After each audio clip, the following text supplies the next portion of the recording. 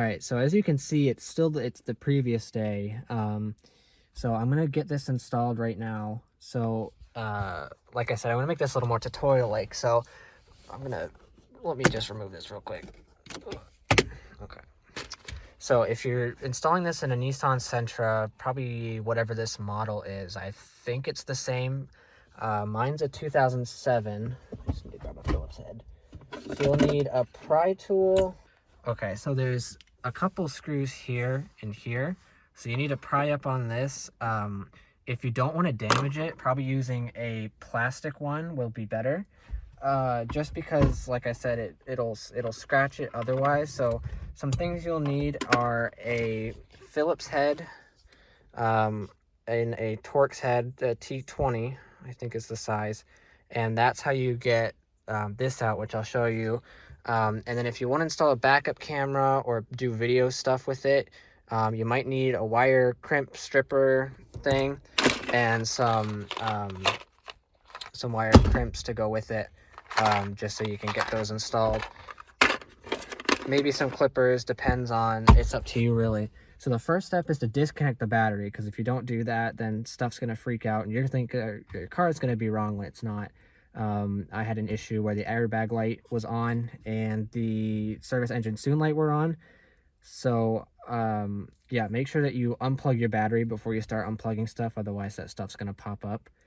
So let me do that real quick, and always disconnect the negative, never disconnect the positive first.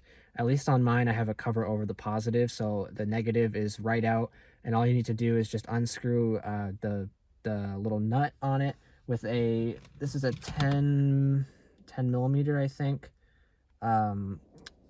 wrench, and that's the size you'll need. So for those of you who are saying maybe, oh, I don't know what that is or where that is this plug right here. And it goes on top of that, and that's the little nut that you need to unscrew for it. That's how you disconnect the negative lead, because it'll be tied on there tightly, or maybe not super tight, but it'll be on there pretty much. And so all you need to do is just undo that and pull it off, and then kind of put it off to the side. So now there's no power coming to the car at all. I would suggest probably unlocking all the doors. If you want to go between the different doors. The first step is unclipping this. So the best bet is to pry up here and here on these corners, and that's how you undo these clips. And then there's a screw here, as you can see, and a screw here, as you can see, and those are the Phillips head screws. You need to unscrew those, and then you need to pop this off and this off, and I'll show you how to do that in a second. Like that. And there's going to be a screw here and a screw here. Okay, so we're gonna undo the clips. I undid the screws up here, and here. I don't know if you can, oh yeah, you can kind of see that. So we're gonna unclip this first, because you have to do this before you can do this.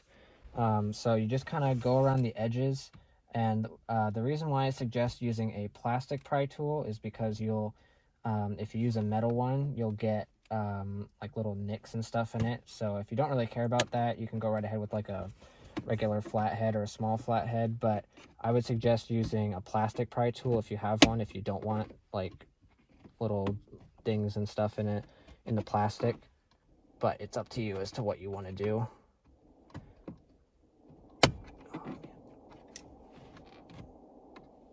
Oh, somebody's having fun. All right, so now that I have this up, you might be wondering, well, how do I get this off out of the way? Let me show you real quick. So if you look, this is going to be weird, I know, hold on. If you see right here, there's kind of like a little lip right there. So if I get my, and like you can see it here, but it's hard to show here, but if I get my tool right in between it and I kind of like twist it and pry it down, you kind of push this down, and there's a little, let's see if we can see it, there's a little metal retaining clip. You can see it, it's right, oh, where am I? Right here. So if you just pry that away a little bit, oh, mine just flew off, but this is what it looks like.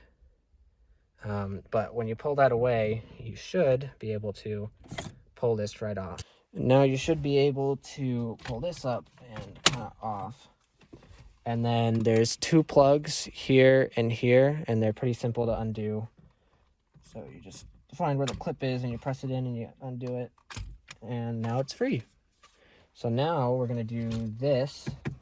So you just kind of go on the sides like you did before, kind of just pry it away. Okay, so now that that's free, you have a couple plugs. You have a big one here. I don't know if you can see that. Yeah, you have a big one right there, and then you have a smaller one up here at the top. You can see it like right here.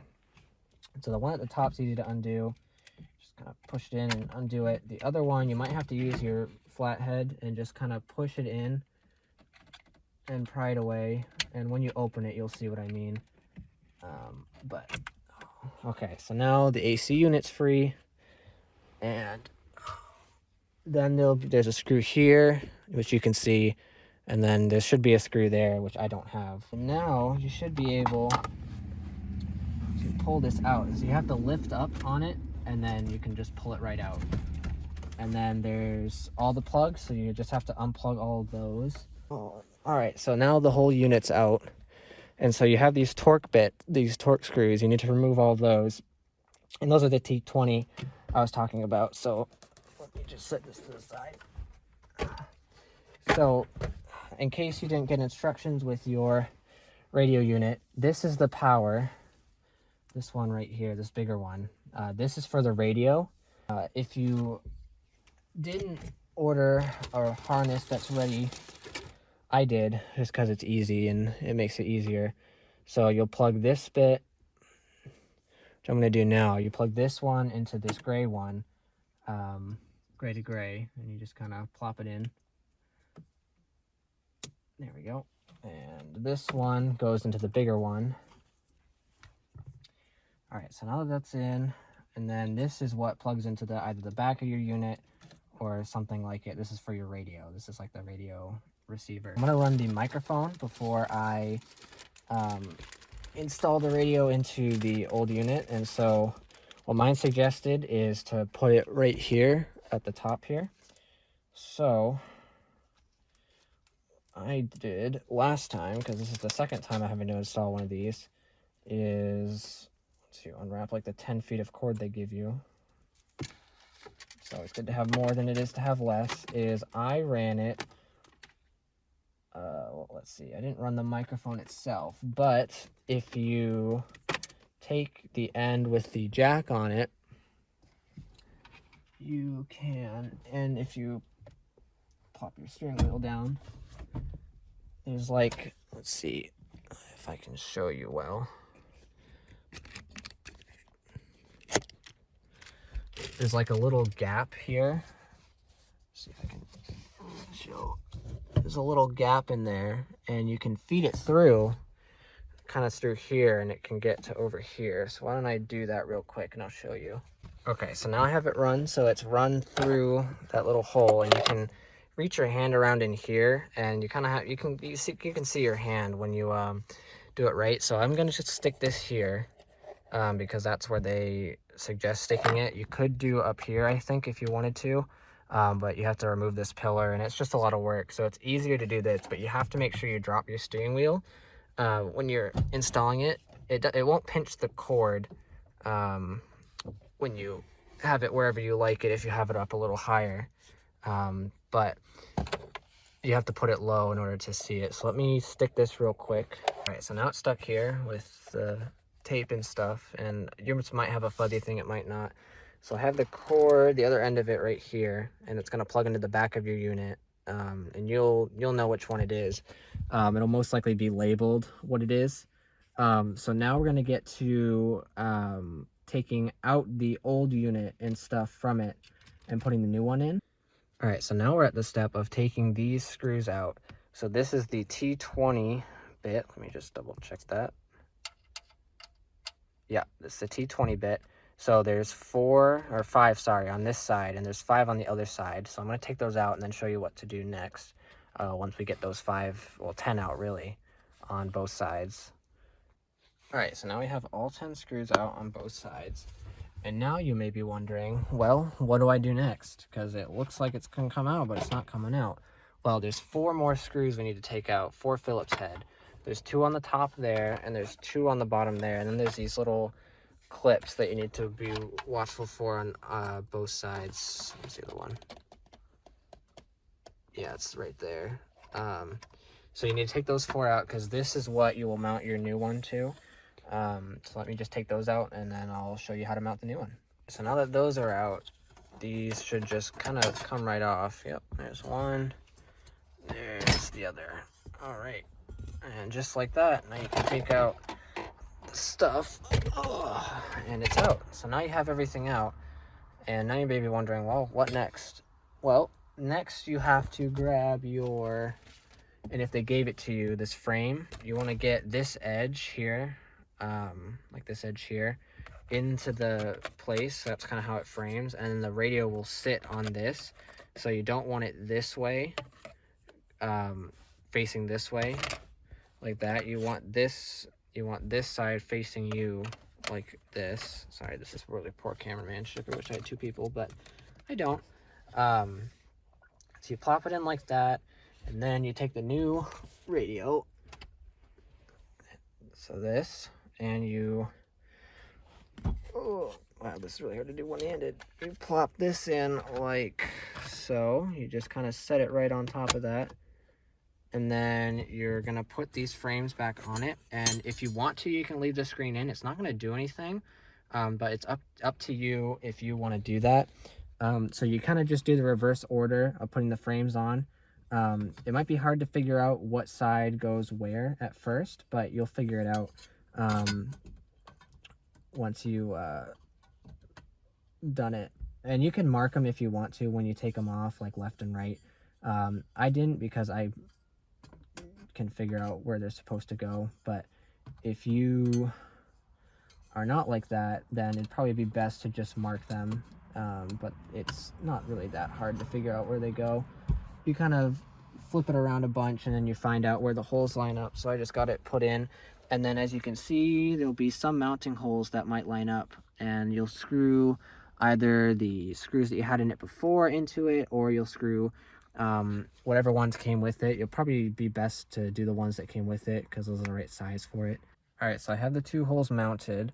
So it's mounted right there and right there. It's probably best to screw in those screws on the corners, but I'm dumb and I forgot. So I'm going to screw those in now, and then we're going to get things plugged in and do kind of like a test run of it just before you get everything set, because you don't want to get everything set and then figure out, oh, it doesn't work. So I'm going to screw everything back in, and it's just kind of the reverse process, and you start plugging stuff in. You kind of figure out where stuff goes. So I'm going to do that real quick, and then we're going to see what the final result is. Okay, so I have it in right now. So what you want to do is, before you test turning it on or anything like that, make sure you plug in this stuff and this stuff, because if you don't, you're going to get, like I said, the airbag light and stuff. So all you have to do is plug it in. You don't need to clip it in at all. Just plug it in, and when you set in the radio, you don't need to screw in those screws afterwards, but you just got to make sure that you plug those in. Otherwise you're going to get those warnings, and you're going to think, oh, what's wrong with my car now? Nothing's wrong with it. It's just like freaking out, because it's like, what were these things? So I'm going to plug those in. We're going to put the negative lead back on, and then we're going to turn my car on and see what happens. I can tell we're back on because there's a light down there that's blinking. Where is it? There it is. So I'm going to test turning it on. It may take a minute for it to come on. Okay, it's on. Sweet. So as you can see, that's what you need to do.